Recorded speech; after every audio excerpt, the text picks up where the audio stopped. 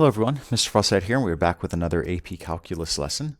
Today we're going to talk about a concept known as local linearity and linearization. So basically we're going to be approximating values of a function using properties of tangent lines, and we're also going to use point-slope formula quite a bit during today's lesson. To get us started and to start thinking about what this idea of local linearity is, let's look at exploration activity number 1. It says, suppose you are told that a certain function f of x has the following point, f of 3 is equal to 4. I'm just going to go ahead and graph that. F of 3 is equal to 4, so there should be a point right here. And we know that f prime of 3 is equal to 2. So the slope of the tangent line at x equals 3 has a slope of 2.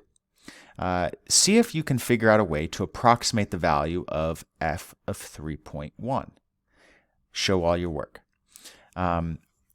So here, all we know about the original function is that there's a point on it, 3, 4. We know that the function is differentiable at this point because we know that f prime of 3 is equal to 2. So if we kind of sketch in what that tangent line is going to look like, I'll just do a solid tangent line. The tangent line is going to look something like this. Now again, this is not exactly what the function, the purple tangent line is not what the function is. It just represents the tangent line at at x equals 3. So is there a way for us to approximate the value at x equals 3.1? Can we figure out what that y value should be close to? Well, pause the video, take a minute or two, and see if you could think about a way that would make sense to approximate that value. All right, so basically, if the function's rate of change at x equals 3 is equal to positive 2, well, then we can kind of think about what the function may look like around that point, right? Oops, I'm still in my eraser. Let's undo that. So it's probably going to look something like that, right? Just around that point. Now, we don't know exactly. Maybe it changes rapidly in one way or another. But if it has to have a slope of 2 at x equals 3, so it could look something like that. Now, the purple line and the black piece of our function, or what we think the function may look like, are very similar around the point x equals 3, right? We don't know what happens as the function goes off in this direction, right? We don't know what happens as a function goes off in this direction. But right around x equals 3, the tangent line should look very similar to what the actual function looks like. So we can use the purple tangent line to kind of replace the function right around x equals 3. Because that's going to be our best estimate. We don't know what the equation of the actual function is, so we're just going to use the tangent, the equation of the tangent line. So we're going to start off by writing the equation of the tangent line. Y minus y1 equals m times the quantity x minus x1, just point-slope formula. I'm given my point that's on the line, so I have y minus 4 is equal to, I know what the slope is, it's equal to 2 times the quantity x minus 3. So if I want to look at what the possible y value could be for x equals 3.1, well, I could just substitute in 3.1 for x and see what that y value comes out to be. So I get y minus 4 is equal to 2 times 0.1. Y minus 4 is equal to 0.2. Y is equal to 4.2. So an estimate would be that f of 3.1 is approximately 4.2. And that, again, intuitively, that should kind of make sense, right? If the function is increasing at x equals 3, then we should think that the value of 3.1 should be a little bit more than the value of f of 3. So this is this concept called local linearization, where we can use the tangent line at a certain point to approximate function values very close to that point, right? So again, we don't want to use this to approximate values all the way out here, like x equals 8, because the tangent line could look something completely different at x equals 8. We don't know what the function's doing between 3 and 8. But right around 3, right, because the tangent line represents the slope of the function should behave similar to the tangent line right around that point. Let's look at one other example.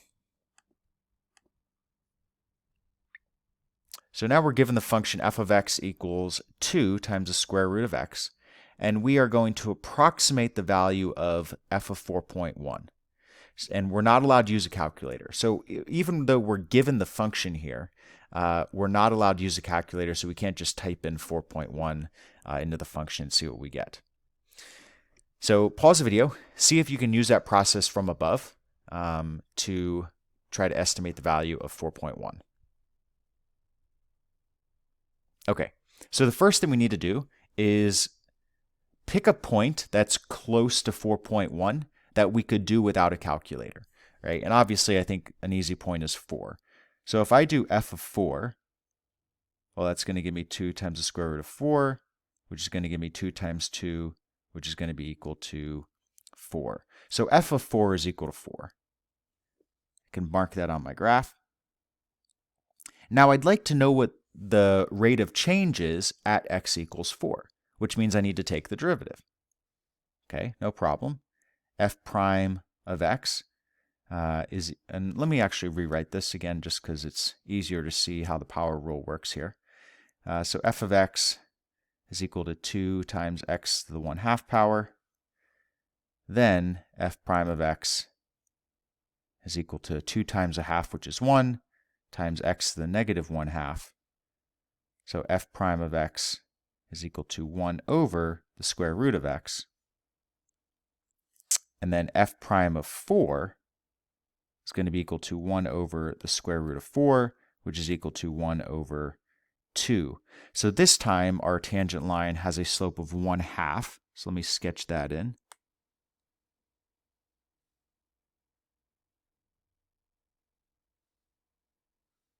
Okay, so that represents our tangent line, which means our function probably looks something like this right around x equals 4, right? The tangent line will look very similar to the function right around x equals 4, which means I can use the equation of the tangent line to approximate a value very close to x equals 4, such as 4.1.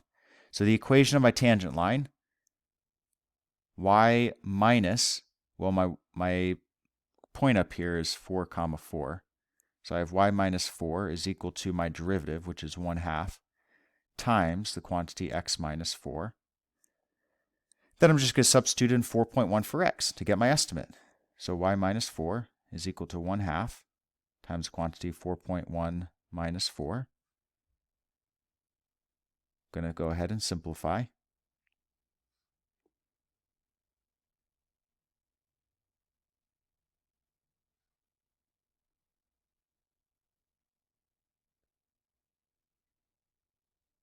And again, we can see that my y value, again, this is an estimate, that y value is a little bit more than the y value at x equals 4. And that makes sense because my function is increasing at x equals 4. So we would expect that value at 4.1 to be a little bit more than the y value at 4. This is basically what today's lesson is. All right, so you're going to be looking at a point on a function and using the derivative at that point, or the tangent line, to approximate values that are very close to that initial x value.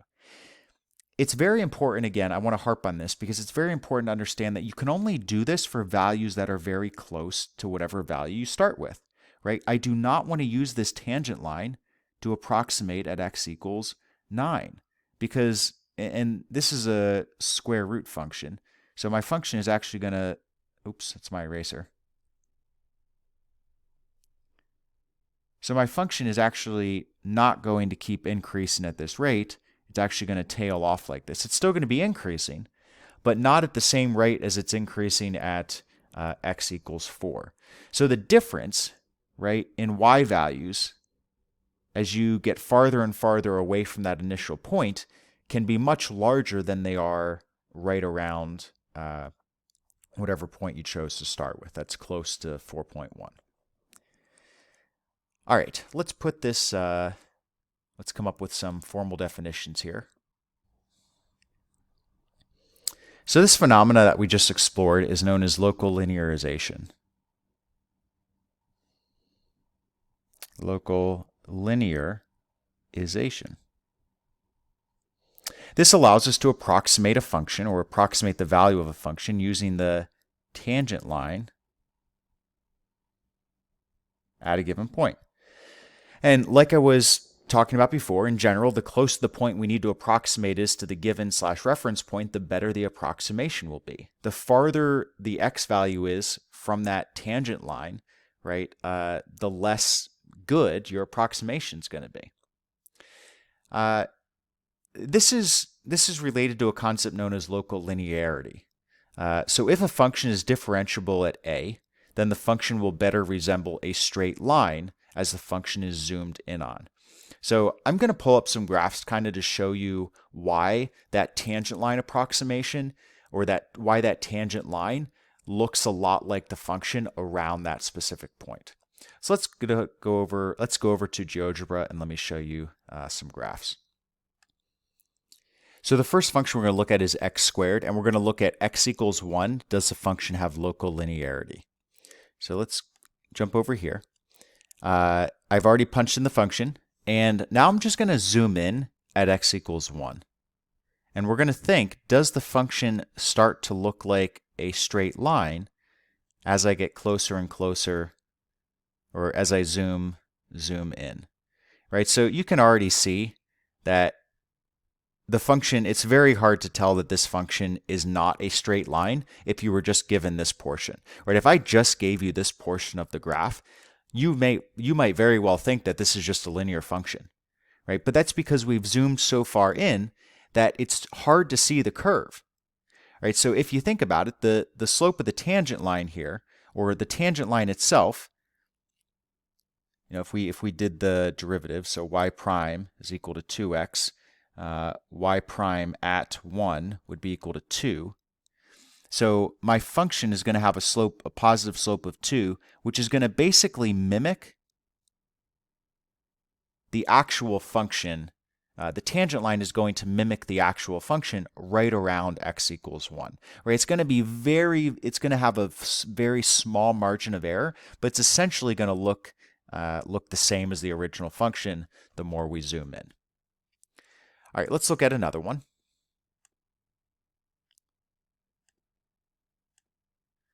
So we're going to go look at number 2, which is the absolute value of x. And we're going to look at, does the function have local linearity at x equals 0?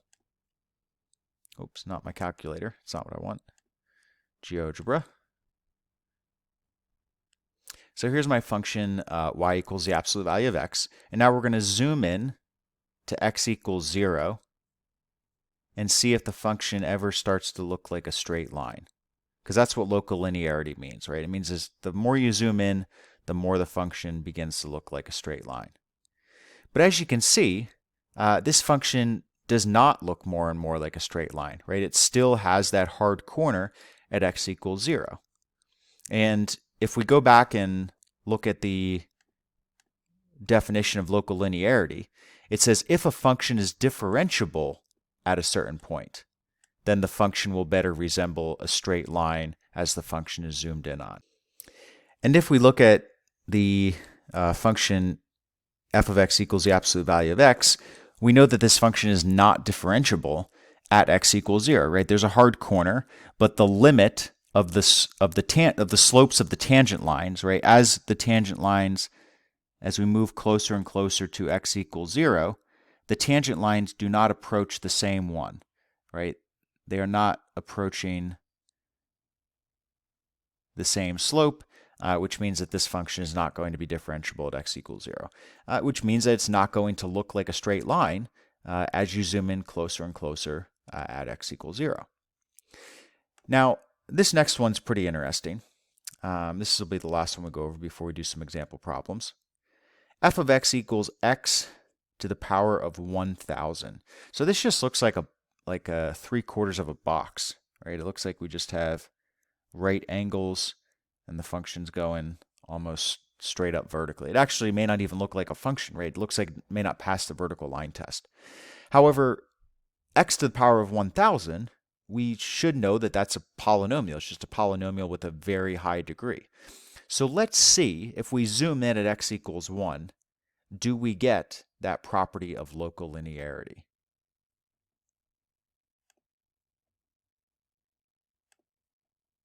So I have my function. I'm going to start zooming in at x equals 1. Still looking like a box for now. Oh, but we can start to see that it starts to form a little curve as we get closer and closer. Curve's even more noticeable now. Oh, I need to make sure I stay at x equals 1.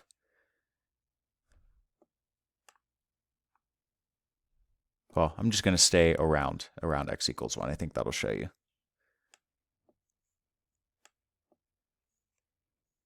Right, this is where that hard corner looked like it was on the original function. And if you zoom in far enough, right, it turns out that it does look like a straight line. And if I had just given you this snapshot, you may have thought that this function was linear.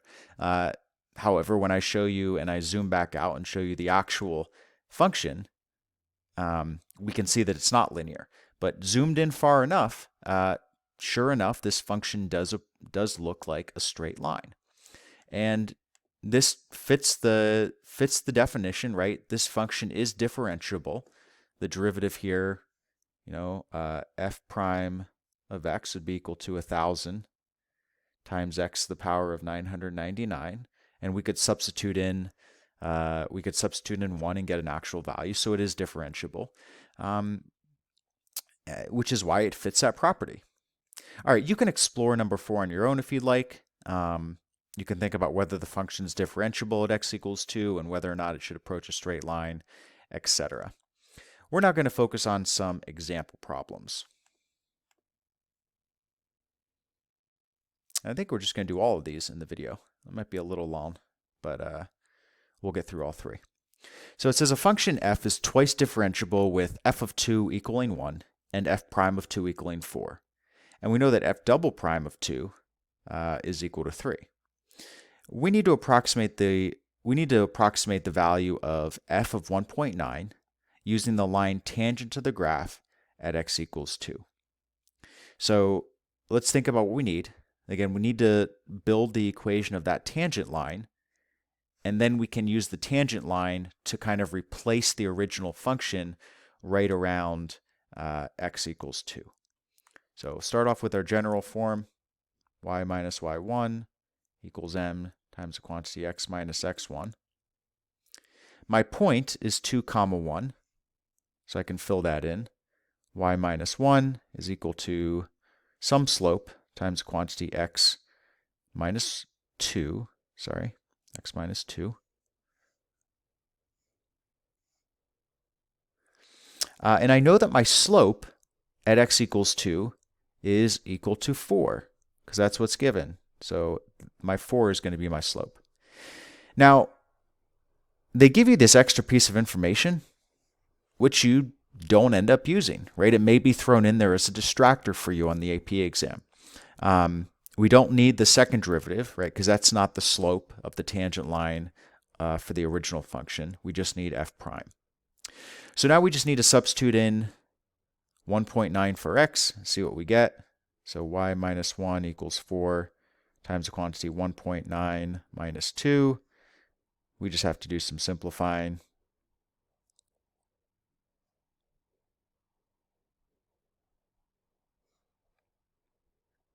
And we get y is equal to 0.6, which is an answer B. Does this make sense? Well, if our function has a positive slope at 2, would we expect the value at 1.9 to be more or less than our value at 2? Let's just draw a quick picture.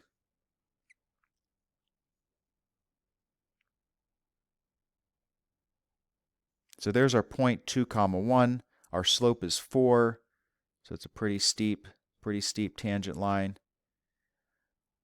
Well, if I'm looking for the value of 1.9, or f of 1.9, that value is likely going to be less than the value of f of 2, right? Because we're to the left and the slope is positive. So if it helps your understanding, feel free to sketch out a graph to make sure you know whether your answer actually makes sense or not. All right, on to number 6.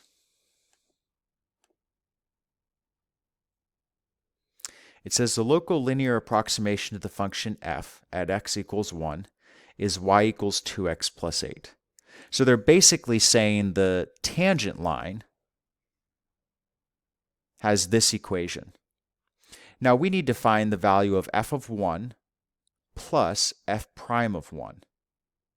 Well, we know that the tangent line is going to go through, right? If it's the tangent line at x equals 1, well, then that should go through the point at x equals 1, right? So if we substitute x equals 1 into this equation, we should get the value of y. So we get y is equal to 2 times 1 plus 8. This is going to be y is equal to 10. So f of 1 equals 10. Now we need to find f prime of 1. Well, again, the tangent line not only goes through the point at that x value, it's going to show us the slope of the tangent line, right, or the derivative value at that x value. So if we can find the slope of this line right here, we will know the derivative value at x equals 1.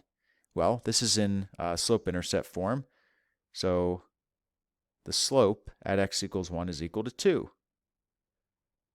So if I add these together, 10 plus 2 would be equal to 12. So that is the value of f of 1 plus f prime of 1. Moving on to our last problem.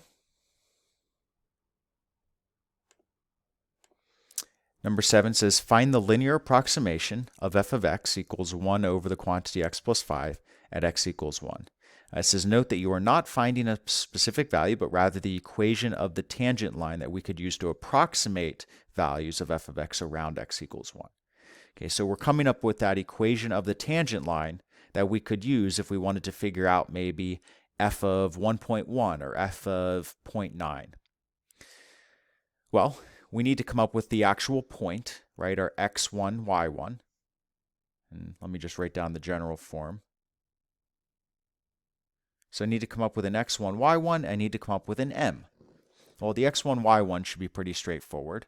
I just need to find f of 1. And that's going to be equal to 1 over 6. So I can substitute those two values in. I have y minus 1, 6. I don't know what my slope is yet, but it's going to be times the quantity x minus 1.